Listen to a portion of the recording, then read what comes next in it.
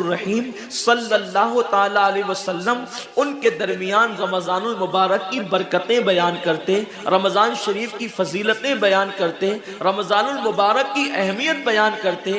ایک مرتبہ اللہ کے محبوب مصطفیٰ جان رحمت صلی اللہ علیہ وسلم فرماتے ہیں، اے میرے صحابہ، اب تم پر ایک ایسا مہینہ جلوگر ہونے والا ہے کہ جس کی پہلی رات کی شان یہ ہے، جس کی پہلی رات کا مقام اور مرتبہ یہ ہے کہ جب ماہ رمضان کی پہلی رات آتی ہے تو آسمانوں کے دروازے کھول دیے جاتے ہیں، جنت کے دروازے کھول دیے جاتے ہیں، جہنم کے دروازے بند کر دیے جاتے ہیں، اور عرش کے نیچے سے ایک ہوا چلتی ہے، اور وہ ہوا جب رحمت کی ہوا چلتی ہے تو اللہ اس رات اپنے بندوں کو پیار کی نظر سے دیکھتا ہے، محبت کی نظر سے دیکھتا ہے، اور اللہ کی محبت کی نظر جس بندے پر پڑ جاتی ہے اللہ اس پر جہنم کی آگ کو حرام فرما دیتا ہے۔ میرے آقا صلی اللہ علیہ وسلم کے دیوانوں، وہ مہینہ آنے والا ہے، وہ رات آنے والی ہے، وہ شب آنے والی ہے جس رات اللہ اپنے بندوں کو محبت کی نظر سے دیکھے گا، پیار کی نظر سے دیکھے گا، الفت کی نظر سے دیکھے گا۔ میرے پیارے آقا صلی اللہ علیہ وسلم کے پیارے دیوانوں، آپ اندازہ کریں کتنا وہ مقدس بندہ ہے، وہ بندہ مقدر کا سکندر ہے جس کے وجود پر میرے اللہ کی نگاہ رحمت پڑ جائے، میرے کریم کی نگاہ رحمت پڑ جائے۔ ہم کس کس کی نگاہ کے طالب ہوتے ہیں، ہم کس کس کی توجہ کے طالب ہوتے ہیں؟ ہم سوچتے ہیں کہ پیر صاحب کی نگاہ پڑ جائے گی تو میرا بیڑا پار ہو جائے گا۔ یقیناً پیر صاحب کی نظر بڑی قیمتی ہے، دیوان شاہ بابا کی نظر پڑ جائے گی تو میری تقدیر بدل جائے گی۔ یقیناً اللہ کا ولی بڑی شان والا ہے، غوث پاک کی نظر پڑ جائے گی تو میرا بیڑا پار ہو جائے گا۔ اندازہ تو کریں جس پر اللہ کی نگاہ رحمت پڑ جائے، اور وہ رمضان شریف کی پہلی رات میں ہوتا ہے کہ اللہ اپنے بندوں کو پیار کی نظر سے دیکھتا ہے، اللہ اپنے بندوں کو محبت کی نظر سے دیکھتا ہے، اور خدا کی نگاہ رحمت جس پر پڑ گئی پھر اس کو جہنم کی آگ چھو نہیں سکتی، اس کو جہنم کی آگ جو ہے اس کو جلا نہیں سکتی۔ لیکن کتنے افسوس کی بات ہے، ماہ رمضان شریف کی ایسی برکت والی رحمتوں بھری رات آتی ہے، اور وہ پہلی رات آتی ہے، اور اس رات میں ہم کیا کر رہے ہوتے ہیں؟ اس رات میں ہمارا حال یہ ہوتا ہے کہ ہم ہوٹل پہ بیٹھ کر ٹائم پاس کر رہے ہوتے ہیں، اس وقت ہم گھروں کے اندر بیٹھے ہوتے ہیں اور وقت کو ضائع کر رہے ہوتے ہیں۔ اور اب تو حال یہ ہو گیا ہے کہ ساری چیزوں سے تعلق توڑ کر ہم نے سارے رشتے اپنے موبائل سے جوڑ لیے ہیں۔ اس وقت ہمارا سب سے قریبی رشتہ دار اگر کوئی ہے تو وہ اپنا موبائل ہے۔ یہ ہنسنے کی بات نہیں ہے، یہ بہت نقصان کی بات ہے۔ اس قدر قریبی رشتہ، ماں باپ سے بھی زیادہ قریبی رشتہ موبائل سے، باپ سے بھی قریبی رشتہ موبائل سے، بیوی سے بھی زیادہ قریبی رشتہ موبائل سے۔ آپ کہیں گے اتنا قریبی رشتے کی آپ بات کرتے ہیں؟ ہم کہتے ہیں جو جتنا قریبی رشتہ دار ہوتا ہے اس پر توجہ اتنی زیادہ ہوتی ہے، اس سے پیار اتنا زیادہ ہوتا ہے، اس کی طرف توجہ اتنی زیادہ ہوتی ہے، اس سے لگن اتنا زیادہ ہوتا ہے۔ ہماری آنکھ ابھی بستر پر کھلی نہیں ہوتی اور ہم سیدھا ہاتھ اٹھا کر کے آدھی آنکھیں بند ہوتی ہے اور آدھی آنکھیں کھلی ہوتی ہے، اور ہم پہلے اپنے موبائل کی طرف ہاتھ بڑھاتے ہیں، کسی کا میسج تو نہیں آیا۔ میرے پیارے آقا صلی اللہ علیہ وسلم کے پیارے دیوانوں، امی کے پاس بیٹھے ہیں پھر بھی موبائل، بیوی کے پاس بیٹھے ہیں پھر بھی موبائل، والد کے پاس بیٹھے ہیں پھر بھی موبائل۔ حد تو یہ ہے کہ مسجدوں کے اندر بیٹھے ہیں پھر بھی موبائل۔ یقیناً اگر کام کے میسیجز ہو اور اگر کام اور ضروری چیز ہو، ٹائم دیکھنا ہو تو آپ یقیناً موبائل کو ہاتھ میں لیں، موبائل کوئی بری چیز نہیں ہے۔ لیکن انسان کتنا ڈوب گیا، عبادت کا سارا وقت انسان اپنے موبائل پر ضائع کرتا ہے۔ وقت کی قلت، انسان بار بار شکایت کرتا ہے، وقت کی قلت دامنگیر ہے، ٹائم میرے پاس نہیں ہے، وقت میرے پاس نہیں ہے، میں بہت مصروف ہو گیا ہوں، میں بہت بزی ہو گیا ہوں۔ لیکن اس کو دیکھو کہ رات کے 2-2 3-3 بجے تک کے آن لائن رہتا ہے، بلا ضرورت ہے تو کوئی بات نہیں، بلا ضرورت۔ میرے آقا صلی اللہ علیہ وسلم کے دیوانوں، موت کی تلوار ہمارے سروں پہ لٹک رہی ہے اور ہمیں جلد سے جلد موت کی تیاری کرنا ہے۔ صوفیہ فرماتے ہیں جیسے سورج غروب ہونے والا ہوتا ہے تو کسان نظر سورج پر رکھتا ہے، اور جلدی جلدی کام نپٹانے کی کوشش کرتا ہے، اس کو یاد ہے یہ بات، اس کے ذہن میں یہ بات کہ آج کا سورج غروب ہونے سے پہلے پہلے میں نے اپنے کام کو مکمل کر دینا ہے، تاکہ کل کا سورج طلوع ہونے کے بعد میں نے پھر بیج بو کر کے آگے کا کام کرنا ہے۔ میرے آقا صلی اللہ علیہ وسلم کے دیوانوں، وہ کسان اگر یہ سورج غروب ہوتے ہوتے مر گیا تو کل اس کا کام کوئی اور کر جائے گا، اس کا بیٹا بیج بوئے گا، اس کی بہو بیج بوئے گی، اس کی بیوی بیج بوئے گی، اس کے رشتہ دار بیج بوئیں گے۔ لیکن یاد رکھنا، اگر دنیا کے اندر ہماری زندگی کا سورج غروب ہو گیا تو پھر نیکیوں کا بیج ہماری جگہ کوئی نہیں بو سکتا۔ اللہ رب العزت نے کبھی ماہ رمضان کی شکل میں، کبھی شب برات کی شکل میں، کبھی شب قدر کی شکل میں، کبھی اللہ اکبر ماہ شعبان کی شکل میں، کبھی لیلۃ البراء کی شکل میں، کبھی شب معراج کی شکل میں، کبھی لیلۃ الجمعہ کی شکل میں یہ حسین قیمتی لمحات ہمیں اس لیے عطا فرمائے ہیں کہ میرے بندے اگر تو گناہوں کے اندر ڈوب گیا ہے، یہ مخصوص راتیں تجھے دے رہا ہوں، مخصوص دن تجھے دے رہا ہوں، ان راتوں میں میری عبادت کر لے، ان دنوں میں میری عبادت کر کے مجھے راضی کر لے تاکہ میں تیری مغفرت کر دوں۔ اور پھر رمضان شریف کی تو بات ہی جدا ہے۔ ماہ رمضان تمام مہینوں کا سردار ہے۔ میرے آقا مصطفیٰ کریم رؤوف الرحیم صلی اللہ علیہ وسلم فرماتے ہیں ماہ رمضان کو سارے مہینوں پر ایسی فضیلت ہے جیسے مجھ محمد کو تمام مخلوق پر فضیلت حاصل ہے۔ میرے آقا فرماتے ہیں ماہ رمضان شریف میں اگر تم ایک نیکی کرتے ہو تو اللہ تمہیں 70 کا ثواب عطا کرتا ہے، اور تمہارا خلوص بڑھ جاتا ہے تو اللہ تمہیں ایک نیکی کا 1000 عطا کرتا ہے، اخلاص اور بڑھتا ہے تو اللہ ایک نیکی پر تمہیں بے حساب ثواب عطا کرتا ہے، اس کا کوئی حساب ہی نہیں ہوتا۔ آقا کریم رؤوف الرحیم صلی اللہ علیہ وسلم فرماتے ہیں یہ ماہ رمضان کیا ہے؟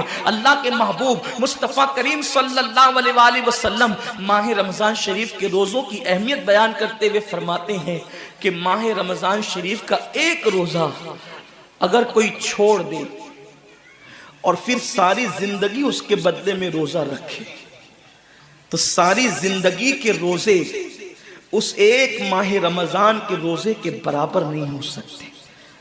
یہ ماہ رمضان شریف کے روزے کو فضیلت حاصل ہے، اور اللہ کے حبیب صلی اللہ علیہ وسلم فرماتے ہیں جو ماہ رمضان شریف میں عبادت کر کے اپنی بخشش نہیں کروا سکتا، اپنی مغفرت نہیں کروا سکتا، پھر اس کو کبھی موقع نہیں ملتا کہ وہ اپنی مغفرت کا سامان کرے۔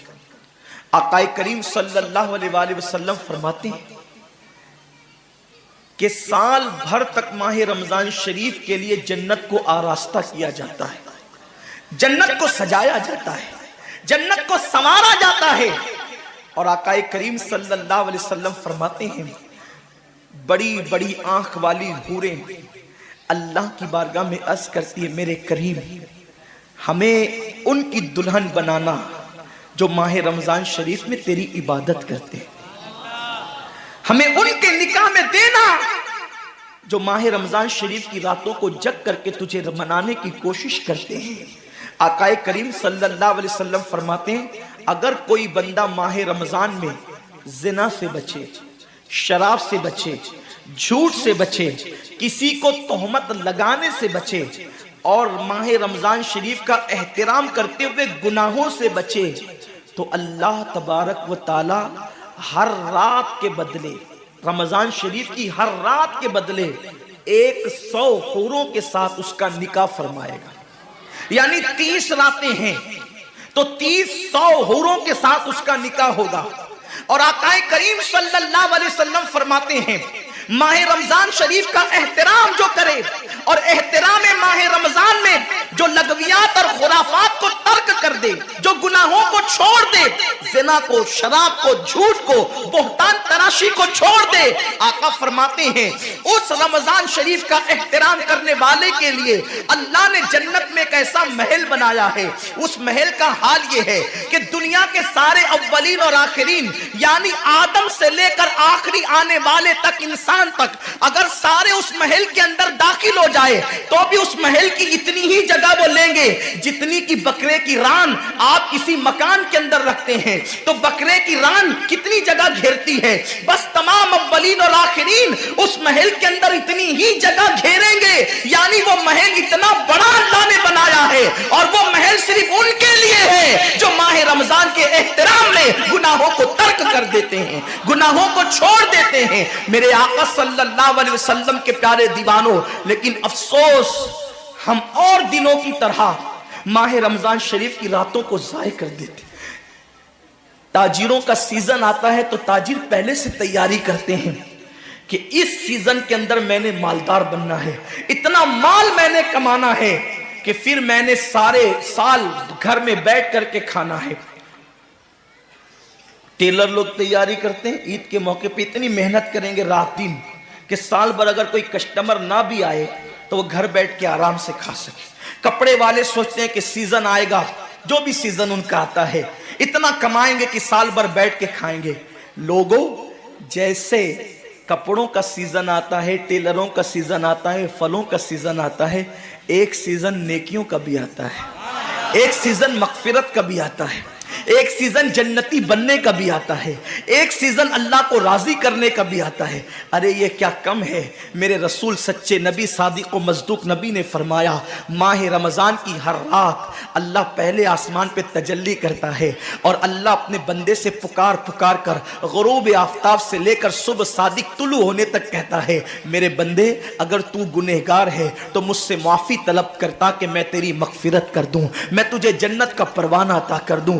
اگر تو غریب ہے تو مجھ سے دولت مانگتا کہ میں تجھے دولت عطا کر دوں، اگر تو نعمت سے محروم ہے تو نعمت مانگتا کہ میں تجھے نعمت عطا کر دوں۔ یہی وجہ تو ہے حضرات صحابہ کرام جب رمضان شریف آتا تو وہ ایسے تیاریاں کرتے تھے جیسے ہم اپنے گھروں کی شادیوں کی تیاری کرتے ہیں۔ صحابہ اتنے مصروف ہو جاتے رمضان شریف کی تیاریوں میں، اور کیسی تیاری کرتے؟ ہم بھی رمضان شریف کی تیاری کرتے ہیں۔ ہماری تیاری کیا ہے؟ سحری میں تری کے مسالے کو چاہیے، سحری کے اندر یہ چاہیے، سحری میں وہ چاہیے، افطار میں یہ چاہیے، افطار میں وہ چاہیے۔ مجھے اس سے کوئی جو ہے وہ شکوہ نہیں، میرے آقا نے اس سے منع نہیں کیا۔ حضور فرماتے ہیں کہ رمضان شریف میں گھر والوں کا دسترخوان وسیع کر دیا کرو، گھر والوں پہ زیادہ خرچ کیا کرو، اس لیے کہ جو گھر والوں پہ رمضان شریف میں خرچ کرتا ہے اللہ اس کو اپنی راہ میں خرچ کرنے کا ثواب عطا کرتا ہے۔ اور فاروق اعظم فرماتے ہیں جو رمضان شریف میں کشادگی کرے گھر والوں پر اللہ اسے جہاد میں خرچ کرنے کا ثواب عطا کرتا ہے۔ مجھے اس سے کوئی شکوہ نہیں، لیکن صحابہ کی تیاری کیا ہوتی تھی؟ جب رمضان شریف آتا صحابہ اپنے بستر کو باندھ دیا کرتے تھے۔ رمضان شریف آتا تو صحابہ بستر کو باندھ دیتے تھے۔ کیوں باندھ دیتے تھے بستر کو؟ اس لیے کہ اب سونا نہیں ہے، سونے کی راتیں 11 مہینے کی راتیں ہیں، اب غفلت میں زندگی نہیں گزارنا ہے، بلکہ راتوں کو جگ کر دن کو جگ کر اللہ کی اتنی عبادت کرنا ہے کہ عبادت کا سیزن آ گیا۔ اس لیے کہ اللہ کے رسول فرماتے ہیں جس نے رمضان شریف پایا اور عبادت کر کے اللہ کو راضی نہیں کر لیا ایسا بندہ ہمیشہ اللہ کی رحمت سے دور کر دیا جائے۔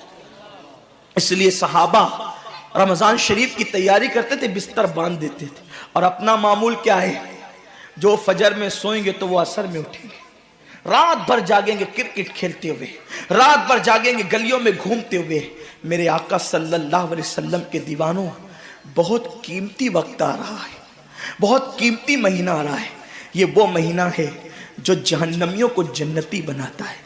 آقا کریم صلی اللہ علیہ وسلم فرماتے ہیں ہر افطار کے وقت اللہ 60,000 ایسے جہنمیوں کو جہنم سے آزاد کر کے جنتی بناتا ہے جن کا جہنمی ہونا واجب ہو گیا تھا۔ اور ایک مقام پہ فرماتے 5 لاکھ جہنمیوں کو ہر افطار کے وقت جہنم سے آزاد کیا جاتا ہے۔